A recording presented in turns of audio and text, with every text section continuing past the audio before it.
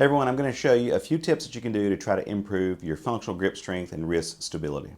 Now we all do those exercises or have our patients do those exercises that are, squeezing those hand grippers or using bands or prehension pins, light dumbbells, all those types of things. And those are great initially, especially after surgery, when appropriate, or even after recovering from maybe carpal tunnel syndrome or something like that. And then we need to really advance our exercises. So I'm going to show you with a kettlebell. If you have a kettlebell, what you can do is work on just holding it by your side. So I'm just standing here holding the kettlebell by my side. I would time my patient, maybe we're going to hold this for 30 seconds or 15 seconds, whatever that time needs to start out as, and I would have them do that initially.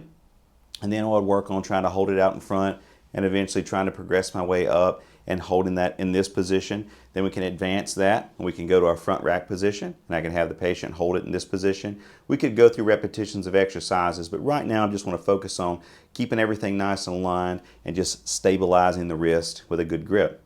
And then to make this even harder, I could go bottoms up here and hold this just like this in this position. Now I could also have the patient go around hurdles or cones or up and down steps or stairs just to make that a little more difficult so they're not so focused on what they're doing here to kind of try to take their mind off, which is going to challenge them more to be even more conscious to try to keep everything stabilized.